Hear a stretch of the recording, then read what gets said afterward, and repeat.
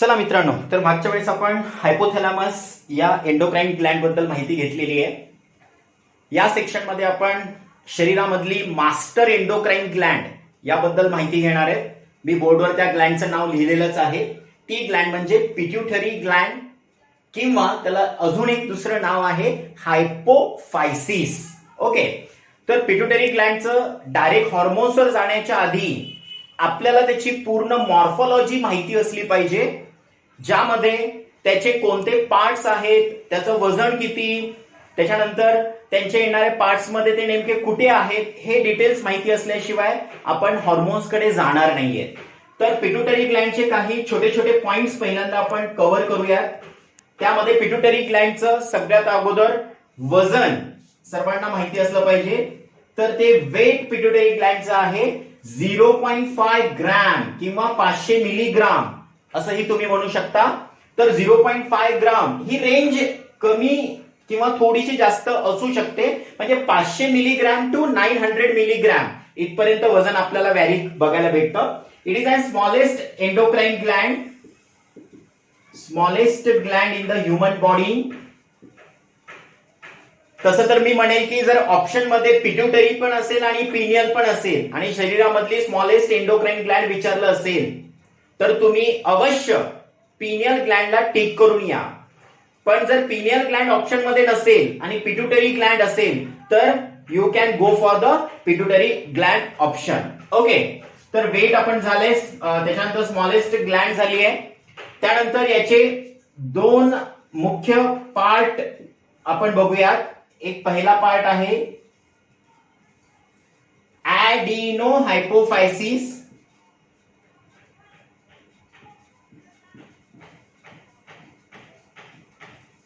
ऍडिनो हायपोफायसिस, आणि दुसरा एक पार्ट आहे न्यूरो हायपोफायसिस.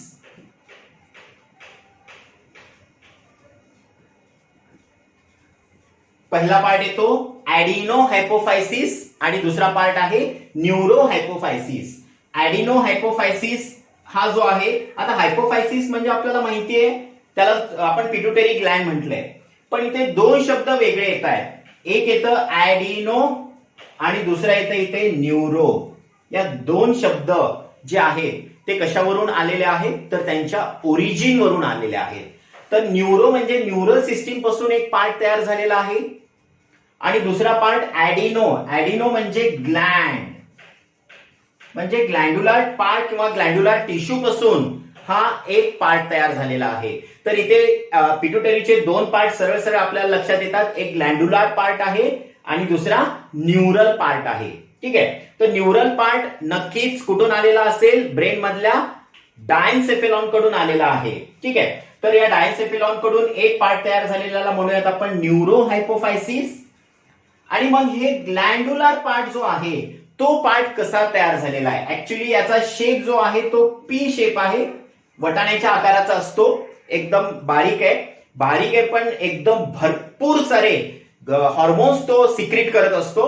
त्याच्यामुळे याला आपण मास्टर एंडोक्राइन ग्लँड म्हणतो. एक वाक्य पण पुस्तकामध्ये आलेलंच आहे की all endocrine Gland in human body controls, कोण कंट्रोल करतं, pituitary Gland. And pituitary Gland itself is under the control of hypothalamus. म्हणजे शरीरामधले सगळे एंडोक्राइन ग्लँड कोण कंट्रोल करतायत, पिट्युटरी ग्लँड. आणि पिट्युटरी ग्लँड स्वतः कोणाच्या कंट्रोलमध्ये आहे, हायपोथॅलॅमस. ठीक आहे, म्हणजे पिट्युटरी ग्लँड जो आहे तो सगळ्या हायपोथॅलॅमस आणि पूर्ण बॉडीच्या एंडोक्राइन ग्लँड मधला काय आहे, ऑर्केस्ट्रा. ठीक आहे, तो ऑर्केस्ट्रा मेंटेन करतोय. ठीक आहे, तर तो एंडोक्राइन ग्लँड ऑर्केस्ट्रा पण असं एक उपमा दिलेली आहे कोणाला, पिट्युटरी ग्लँडला. ठीक आहे, तर आपण पार्ट जवळ आलेलो आहोत. ऍडिनो हायपोफायसिस, न्यूरो हायपोफायसिस. याच्यामध्ये हायपोफायसिस म्हणजे पिट्युटरी हे शब्द आपण बघितले, पण याच्यामध्ये दोन वेगळ्या शब्दावरून त्यांचं ओरिजिन काय आहे याबद्दल आपण माहिती घेणार आहे. तर न्यूरो तर नावातच आहे, न्यूरल पासून तयार झाला, मी आता सांगितलं डायन्सेफेलॉन पासून तयार झालेला आहे.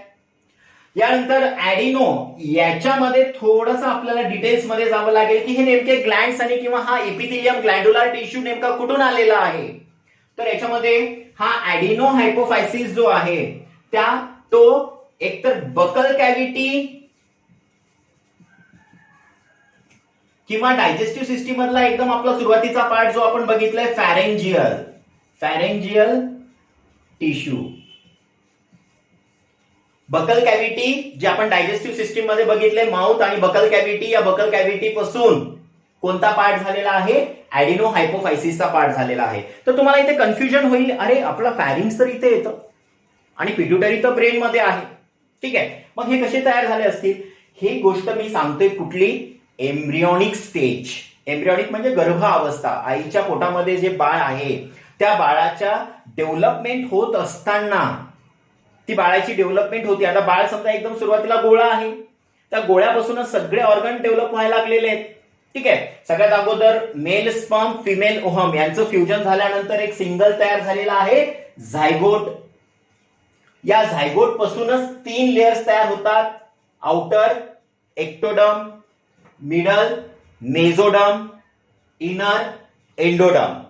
तर या 3 लेअर पासून, या 3 लेअरलाच आपण जर्म लेयर्स असं म्हणतो, या 3 लेअर पासूनच पूर्ण आपली ह्युमन बॉडी तयार होते, डोक्यापासून पायापर्यंत. तर याच्यामध्ये पूर्ण जे लेयर्स आहे, या प्रत्येक लेअर पासून कोणती कोणती सिस्टीम तयार होते हे तुम्हाला मी एक हिंट द्वारे सांगतोय. फक्त एक सिस्टीमचं नाव देतोय, मग त्या सिस्टीम मध्ये खूप सारे ऑर्गन्स येणार आहेत. तुम्हाला मग ते ऑर्गन जर विचारलं तर तो तुमचा एमसीक्यू कव्हर व्हावा. तर एक्टोडम पासून पूर्ण डायजेस्टिव्ह सिस्टीम तयार होते. मग डायजेस्टिव्ह सिस्टीम मधले सगळे सॉरी एक्टोडम पासून न्यूरल सिस्टीम तयार होते. एक्टोडम पासून न्यूरल सिस्टीम तयार होते. मग त्याच्यामध्ये ब्रेन, स्पायनल कॉर्ड, न्यूरॉन्स, हे न्यूरल सिस्टीमचे पार्ट सगळे तयार होतात. कोणापासून? एक्टोडम पासून. मेझोडम पासून सर्क्युलेटरी सिस्टीम तयार होते. मग त्याच्यामध्ये ब्लड वेसल्स, हार्ट हे कशापासून येतील? मेझोडम पासून. आणि एंडोडम पासून डायजेस्टिव्ह सिस्टीम आणि रेस्पिरेटरी सिस्टीम ही तयार होत असते. कशापासून? एंडोडम पासून. तर इथे एक छोट्याशा 1-2 मिनिटाच्या तुमच्या लेक्चरमुळे खूप मोठासा असा पॉइंट कव्हर झालेला आहे की कोणते ऑर्गन कशापासून तयार झालेले आहेत. तर माझं स्टमक घेतलं तर तुम्ही सांगू शकता एंडोडम. जर माझं ब्रेन घेतलं तुम्ही सांगू शकता एक्टोडम. हार्टचं ओरिजिन काय आहे? इथे सर्क्युलेटरी सिस्टीम मेझोडम सांगितलेली आहे, तर मेझोडम. तर तुम्हाला या सिस्टीम नुसार लंग्स कुठून तयार झालेले आहेत? एंडोडम, कारण एंडोडम पासून डायजेस्टिव्ह प्लस रेस्पिरेटरी अशी सिस्टीम तयार होत झालेली आहे. तर इथे पिट्युटरी ग्लँड कशापासून तयार झालेली आहे? नर्वस सिस्टीमचा पार्ट आहे, म्हणून पिट्युटरीचं ओरिजिन पण काय म्हणूयात आपण? Ectodermal origin. Ectodermal origin. Ectodermal origin असेल कोणाचं? पिट्युटरी ग्लँडचं, ठीक आहे. पण तरीही पिट्युटरी ग्लँड ही ब्रेन मधली जी पिट्युटरी ग्लँड, जी मास्टर एंडोक्राइन ग्लँड आहे, ती ग्लँड त्याचे 2 लोब आपण बघितलेले आहेत, 2 पार्ट आपण बघितलेले आहेत. एक ऍडिनो हायपोफायसिस आणि दुसरा न्यूरो हायपोफायसिस. पण यांच्यामध्ये दोघांच्या ओरिजिन मध्ये फरक आढळतो.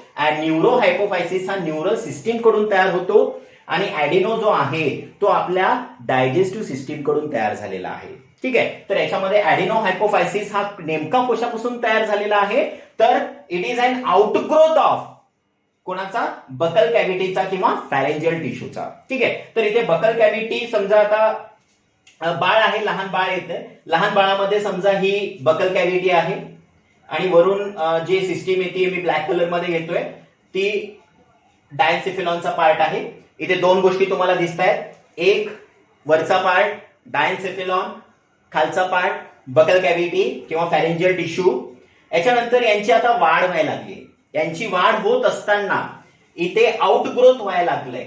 इथे आउटग्रोथ होताना इथे थोडीशी अजून ग्रोथ झालेली आहे आणि परत इथे डायन्सेफेलॉनची पण थोडी ग्रोथ झालेली आहे. हळूहळू बाळ मोठं होत चाललंय, एम्ब्रियॉनिक डेव्हलपमेंट होत चाललेली आहे. त्याच्यानंतर हा पार्ट कुठून आलेला आहे? हा पार्ट बकल कॅव्हिटीचा आहे आणि वरचा पार्ट डायन्सेफेलॉन म्हणजे न्यूरल सिस्टीमचा पार्ट आहे, ठीक आहे. आता हे दोन्हीही पार्ट हळूहळू मोठे होत जात असताना म्हणजे बकल कॅव्हिटीचा पार्ट हळूहळू वर चाललेला आहे, म्हणजे इथला पार्ट जो येतोय तो हळूहळू वर चाललेला आहे आणि ब्रेन कडचा पार्ट हा हळूहळू थोडा खाली येत चाललेला आहे, ठीक आहे. तर डायन्सेफेलॉनचा पार्ट इकडे खाली येणे आणि हा वरचा पार्ट थोडासा वर होणे. तर या आउटग्रोथला कोणाच्या? Outgrowth of embryonic buccal cavity is called Rathke's pouch. या पाउचला एक नाव दिलेलं आहे आपण रॅकेज पाउच. रॅकेज पाउच. हे रॅकेज पाउच म्हणजे काहीच नाहीये बाळांनो, ही एम्ब्रियॉनिकची बकल कॅव्हिटीची आउटग्रोथ आहे, वर आलेली ग्रोथ आहे. हे पाऊच काय म्हणणार आपण? रॅटकेज पाऊच. आणि या रॅटकेज पाऊच पासूनच मग हळूहळू डेव्हलपमेंट होत असताना पुढे मी एक फायनल डेव्हलपमेंट काढतोय तुम्हाला. आता हे डायन्सेफेलॉन असेल, हे नंतर एक अशी लोब तयार झालेली आहे. हीच लोब जी आहे ती न्यूरो हायपोफायसिस, म्हणून हा ब्रेन कडचा पार्ट येतो, म्हणून याला आपण न्यूरो नाव दिलेलं आहे. आणि हा जो पार्ट आहे हा पार्ट अजून डेव्हलप तशा खाली होतो. हा बकल कॅव्हिटी नंतर खाली वाढत जाईल, पण या बकल कॅव्हिटी पासून हा पार्ट नंतर डिटॅच होऊन जातो आणि डिटॅच झाल्यानंतर इथे अजून एक लोब तयार होते. ठीक आहे, म्हणजे हीच लोब कोणापासून आली आहे? Buccal cavity. आणि ही लोब जी आहे ती कोणापासून आलेली आहे? डायन्सेफेलॉन. हा लोब मोठा झालाय आणि हा लोब मोठा झालाय, म्हणून ऍडिनो हायपोफायसिस याचं जर ओरिजिन विचारलं तर it is an outgrowth of embryonic buccal cavity, that is pouch is Rathke's pouch. तर याच्यामध्ये हा पाउच रॅटकेज पाउच पासून कोणता तयार झालेला आहे? ऍडिनो हायपोफायसिस. आणि हा मागचा पार्ट जो आहे तो न्यूरो हायपोफायसिस. असे त्याचे दोन पार्ट्स येतात. याचे पार्ट्स अजून थोडेसे डिटेल्स मध्ये बघूयात आपण. इथे तर दोन मुख्य पार्ट लक्षात आलेत, ऍडिनो हायपोफायसिस आणि न्यूरो हायपोफायसिस. ऍडिनोचा हायपोफायसिस आपण बघितलं, embryonic outgrowth of buccal cavity. आणि न्यूरो हायपोफायसिस कशापासून आलाय? नर्वस सिस्टीम पासून आलेला आहे. नावानुसारच इथे आपण माहिती घेतलेली आहे. तर त्याच्यानंतर यांच्यामध्ये पण अजून थोडस पार्ट्स डिटेल्स मध्ये बघूयात की ऍडिनो हायपोफायसिस मध्ये कोणते कोणते पार्ट येतात. याच्यामध्ये पहिला पार्ट आहे पार्स ट्युब्युलॅरिस, दुसरा आहे पार्स डिस्टॅलिस, तिसरा आहे पार्स इंटरमीडिया,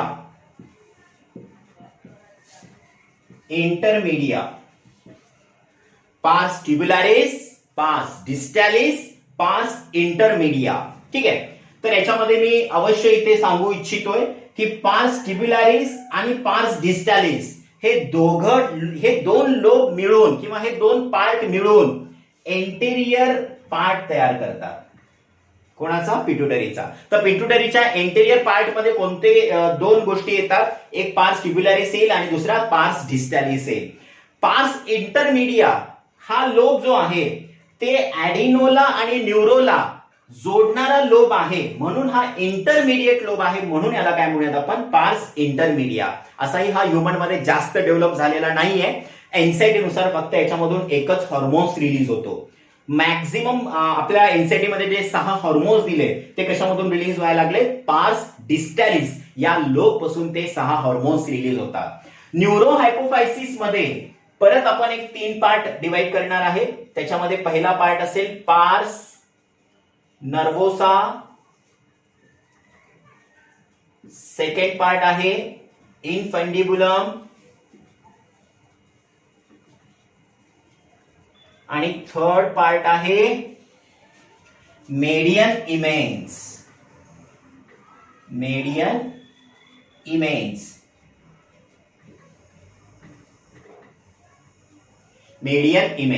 ठीक आहे, तर इथे ऍडिनोचे 3 पार्ट, पार्स ट्युब्युलॅरिस, पार्स डिस्टॅलिस, पार्स इंटरमीडिया. आणि न्यूरो हायपोफायसिसचे अजून 3 पार्ट, पार्स नर्वोसा, इनफंडिबुलम, मेडियन इमेन्स. तर हे नेमके कोणते कोणते पार्ट आहेत ते आपण थोडं डायग्रामच्या स्वरूपामध्ये स्टडी करूयात. पार्स ट्युब्युलॅरिस जो आहे तो पहिल्यांदा आपण इथे बघूयात की समजा हा जर हायपोथॅलॅमस असेल आणि हे जर पिट्युटरी ग्लँड असेल तर यांना असा जोडणारा एक स्टॉक येतो. त्या स्टॉकला म्हणायचं इनफंडिबुलम. या स्टॉकला जो जोडणारा पार्ट आहे कोणाला? हायपोथॅलॅमस आणि पिट्युटरी या दोघांना जोडणारा पार्ट जो आहे त्याला काय म्हणायचं? इनफंडिबुलम. या इनफंडिबुलमच्या आजूबाजूनी कॉलर साइडला या ठिकाणी इथे ऍडिनोचा एक पार्ट येतो कॉलर साइडला. तो पार्ट म्हणजे पार्स ट्युब्युलॅरिस. ट्यूब सारखा आहे म्हणून पार्स ट्युब्युलॅरिस. आहे कुठे? इनफंडिबुलमला कॉलर सारखा आहे. हा समजा इनफंडिबुलम असेल तर कॉलर सारखा जो पार्ट दिसतो जो ऍडिनोचा आहे तो पार्ट कोणता आहे? पार्स ट्युब्युलॅरिस. ठीक आहे, इनफंडिबुलम हा कोणाचा पार्ट आहे? न्यूरो हायपोफायसिसचा. ठीक आहे, त्याच्यानंतर हा पहिला पार्ट तर झाला पार्स ट्युब्युलॅरिस जो कॉलर सारखा असतो. ठीक आहे, पार्स डिस्टॅलिस हा सगळ्यात लार्जेस्ट पार्ट आहे एंटेरियर लोब मधला. आणि पार्स इंटरमीडिया दोघांना जोडणारा हा लोब असतो मधला. ठीक आहे, आणि नंतर हे 3 पार्ट जर आपण बघितले त्याच्यामध्ये पार्स नर्वोसा हा न्यूरो हायपोफायसिसचा सर्वात मोठा पार्ट आहे. त्यानंतर इनफंडिबुलम हा एकदम म्हणजे स्टॉक सारखा पार्ट आहे जो हायपोथॅलॅमस आणि पिट्युटरी या दोघांना जोडतो. समजा ही पेन या हायपोथॅलॅमसला आणि पिट्युटरीला जोडत असेल तर या पेनला आपण काय म्हणणार आहे, इनफंडिबुलम. ओके. त्याच्यानंतर इथे तिसरा एक पार्ट आहे तो इथे न्यूरोहायपोफायसिसचा मेडियन इमेन्स. हा मेडियन इमेन्स हायपोथॅलॅमस मध्येच ऍक्च्युली पार्ट आहे, पण तो कसा पार्ट आहे, तो थोडासा सोलन पार्ट, सुजलेला पार्ट आहे. इथे थोडा सोलन पार्ट आहे जो हायपोथॅलॅमसचा पार्ट ऍक्च्युली हायपोथॅलॅमसच्या एरियामध्ये येतो, पण तो कशामध्ये गिनला जाईल, न्यूरोहायपोफायसिस. तर सोलन पार्ट ऑफ अँड म्हणजे जो इनफंडिबुलमला अटॅच आहे, पण तो सोलन पार्ट आहे हायपोथॅलॅमस मध्ये, तर त्याला काय म्हणायचं आपल्याला, मेडियन इमेन्स. स्टॉक वाला पार्ट जो आहे हायपोथॅलॅमस आणि पिट्युटरीला जोडणारा, इनफंडिबुलम. न्यूरोहायपोफायसिसचा जो पार्ट आहे त्याला आपण काय म्हणणार आहे, पार्स नर्वोसा. ठीक आहे. त्याच्यानंतर इथे ऍडिनोहायपोफायसिस मध्ये पण 3 पार्ट आपण बघूयात, पार्स टिब्युलारिस, पार्स डिस्टालिस, पार्स इंटरमिडिया. हे थोडं डायग्रामच्या स्वरूपामध्ये आपल्याला बघता येतं का बघू. सध्याचं रिव्हिजन जर घ्यायचं असेल तर वेट आहे 0.5 ग्राम किंवा 500 मिलीग्राम. स्मॉलेस्ट ग्लँड आहे, पण पिनियल ग्लँड जर ऑप्शन असेल तर बिलकुल पिनियल ग्लँड लिहा. त्याचे 2 पार्ट बघितले, ऍडिनोहायपोफायसिस, न्यूरोहायपोफायसिस. पी वाला पार्ट आहे, पी शेप आहे त्याचा, एकदम वटाण्यासारखा दिसतो. त्याच्या ऍडिनोहायपोफायसिस मधले 3 पार्ट रिवाइज करा, परत परत बघा, नावं पाठ करून ठेवा. न्यूरोहायपोफायसिसचे 3 पार्ट परत परत बघा, नावं बघा. इथे सगळ्यात महत्वाचा पार्ट सांगितलाय तो म्हणजे ओरिजिन. ऍडिनोचं ओरिजिन कशापासून येतंय, ग्लँड. कशाचा, कोणता पाऊच म्हटला होता आपण, रॅपकेज पाऊच. हा रॅपकेज पाऊच म्हणजे कसा आहे, हा रॅपकेज पाऊच समजा आपण बघूयात. आता समजा इथे पिट्युटरी ग्लँड आहे, पिट्युटरी ग्लँडचा एंटेरियर पार्ट आहे आणि हा पोस्टेरियर, समजा हा एंटेरियर पार्ट आहे आणि हा पोस्टेरियर पार्ट आहे. हा पोस्टेरियर पार्ट कुठून आलेला आहे, ब्रेन कडून आलेला आहे, ब्रेन कडून. आता हा लहान बाळ असते, लहान बाळ असताना हळूहळू डेव्हलप व्हायला लागलाय, तर डेव्हलप होताना हळूहळू तो खाली आला आणि आपला पिट्युटरीचा तो पोस्टेरियर पार्ट त्यांनी बनवलेला आहे. करेक्ट आहे. आणि हा जर समोरचा पार्ट असेल तर हा पार्ट नेमका पिट्युटरीचा कुठून आलेला आहे, हा बकल कॅव्हिटी पासून आलेला आहे. या बकल कॅव्हिटी पासून तो समोर आउटग्रोथ झालेला आहे आणि इथे आलेला आहे. ठीक आहे. म्हणून ऍडिनोहायपोफायसिसचं ओरिजिन कुठून आहे, रॅपकेज पाऊच. ठीक आहे. हा पाऊचला काय म्हणायचं, रॅपकेज पाऊच काय आहे, it is an outgrowth of embryonic buccal cavity. Buccal cavity पासून जो तयार झाला पिट्युटरीचा, ऍडिनोहायपोफायसिस. ब्रेन कडून डायन्सेफेलॉन पासून जो आलाय तो न्यूरोहायपोफायसिस. करेक्ट. चला डायग्रामच्या स्वरूपात अजून एक व्हिडिओ मी लगेच तयार करतोय.